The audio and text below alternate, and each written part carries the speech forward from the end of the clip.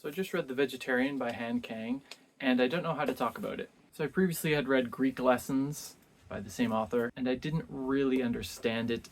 I didn't sort of know what it was all about. I didn't really enjoy it that much, but it wasn't a bad book. And I know that this one is much more critically acclaimed by the same author, and so I wanted to read it. And I don't know what to say about it. I sort of worried about this for a bit, that I don't get the book, so what am I going to talk about in this video? And I tried to rack my brain about what could be the point of this novel. Why was it written? What did I get out of it? And then I realized that, first of all, there doesn't need to be a meaning to the book. There isn't necessarily a meaning.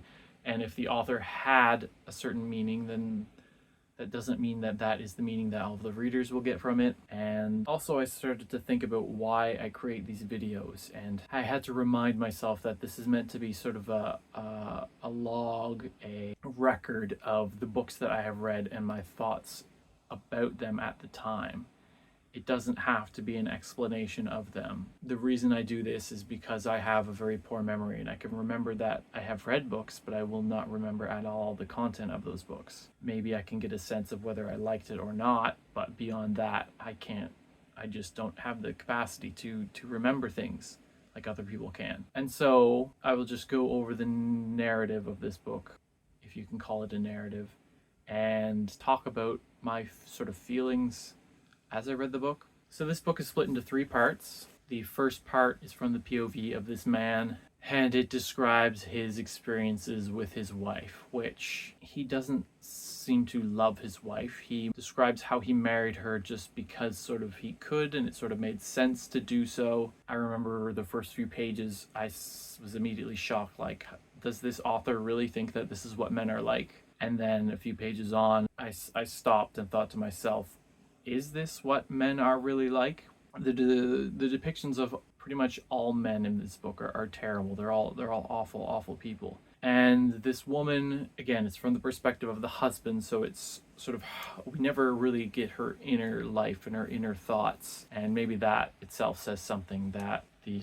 inner thoughts and life of a woman are hidden from society and are purposely kept away. And the fact that this is from the perspective of a man, maybe that does say something about, or is trying to say something about society where it's all from the man's point of view. But it seems like this woman has had some sort of a dream, very violent and bloody dream, very gruesome dream about death and violence. And because of this dream, she decides to become a vegetarian and to stop eating meat. And her husband is shocked like this. I don't know if this is a Korean thing or what, but the fact that she decides to become vegetarian is seen as a great sin to her family, her husband.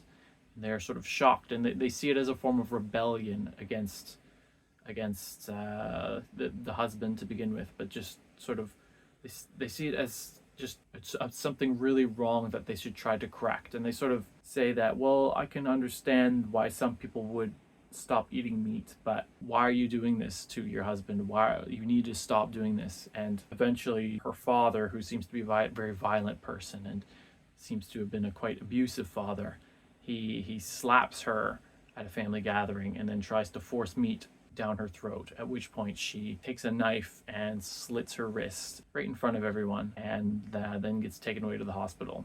So what does this mean? What does this represent? To me, it's about patriarchy, and it's about how men control the narrative of life. They control the narrative in this section. They are the ones that get to decide what is right and what is wrong, and if a woman wants to sort of bend the rules or break out from beyond the sort of norms of society, that's seen as a really bad thing, and men will use force to try and make a woman go back into her sort of role in society. The second part, again, is from the perspective of a man. And just before I get to the second part, there's quite a bit of sex or sexuality in this book.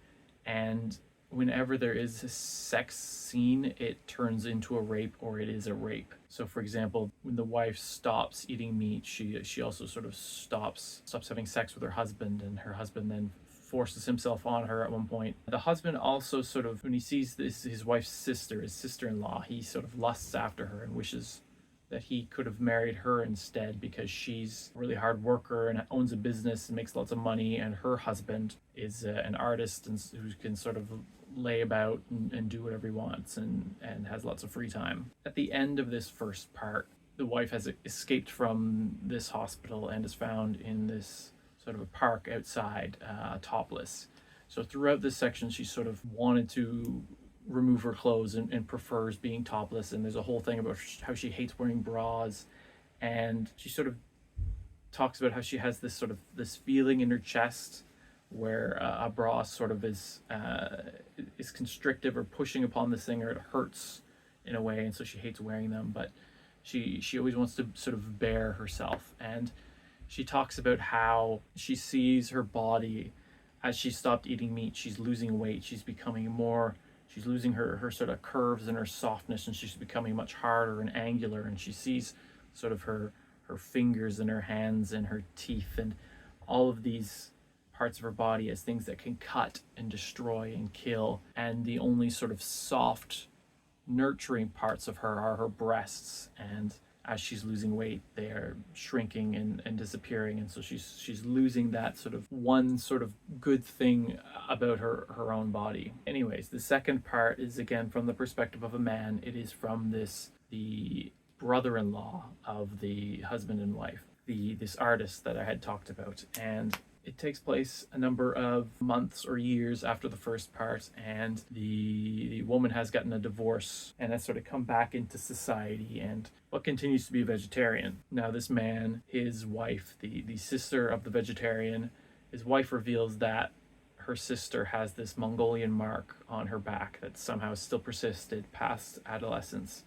And because of that, this artist begins to lust after this woman. And so it's kind of ironic that the one man wants the woman that he's not married to, and then that woman's husband wants the woman that it's weird. But anyways, he's an artist who does things like he paints on bodies, naked bodies, and films them. He creates art in sort of a video format through these scenes.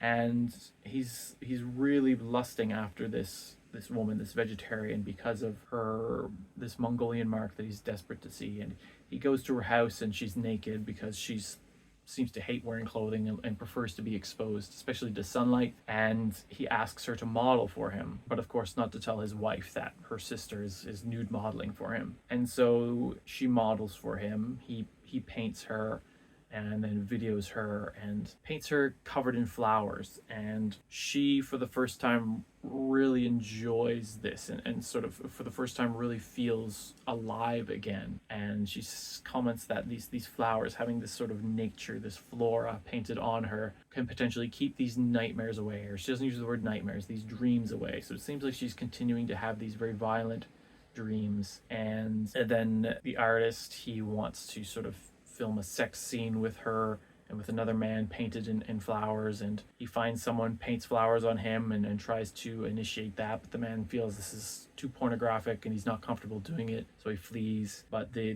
vegetarian, she reveals that she really wanted to do it, and somehow having these flowers painted on her and on the man made her very attracted to him and very aroused. And so her brother-in-law, this artist, then gets flowers painted on himself and rushes to her apartment and forces himself upon her. And again, there's another rape, which and after he sort of gets it out of his system, he then films them having sex. And he wakes up the next morning in her apartment. He comes out and he finds his wife there. She had come to give her sister some food, and his wife has found the film with this scene on it that he's filmed.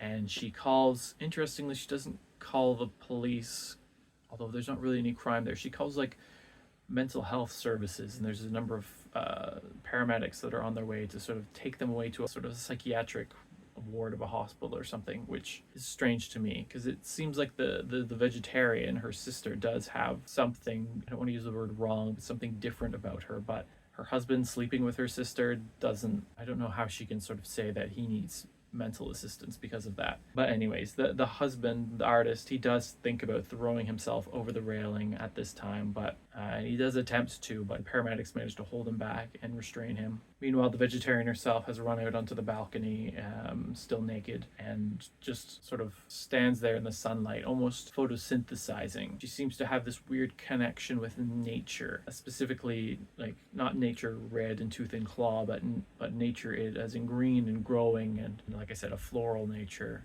versus a faunal nature. And that ends the second part. The third part is from the perspective of the artist's wife, the sister of the vegetarian. And it sort of jumps back and forth between past and present tense, where she's relating how it's been a few years, her husband has left her, or she's forced her husband to leave and hasn't heard from him in years. He's sort of cut off all contact, and she has put her sister, the vegetarian, in this psychiatric hospital. And at one point, her sister had escaped, but they found her sort of in the forest, again, being very tree-like and seeming to, again, I want to use the word photosynthesize.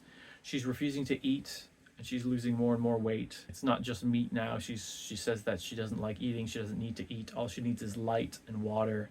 She sort of sees herself as becoming a kind of a tree. There's a part where she stands upside down, like on her hands, and reveals that, well, that's what trees are doing. Trees are all upside down, and it's their hands that are reaching down into the soil with their roots, and their legs up in the air are the branches reaching out to the sun. And through the course of this section, she goes to visit her sister again, who is nearly comatose.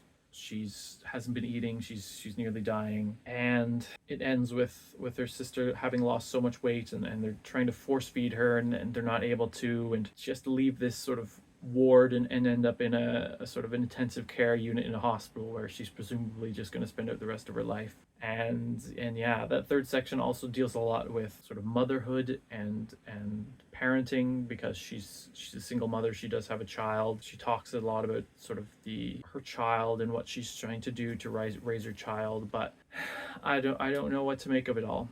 That's sort of the end of the book. It's a very short book, more of a novella than anything. I think I did like Greek lessons better than this one. I don't know why or what it was, but this one I didn't really connect with. It didn't, I don't know. I'd love to hear other people's opinions, though, if you have read this book and you loved it, or you also didn't hate it, or I'd love to hear what other people have gotten from it, if anything, or why it sort of spoke to them, or if it did. Or if you like it at all, just tell me why you like it. I'd really like to have sort of some other perspectives on this one, because it was a different one, very different. Anyways, that's Han Kang's The Vegetarian.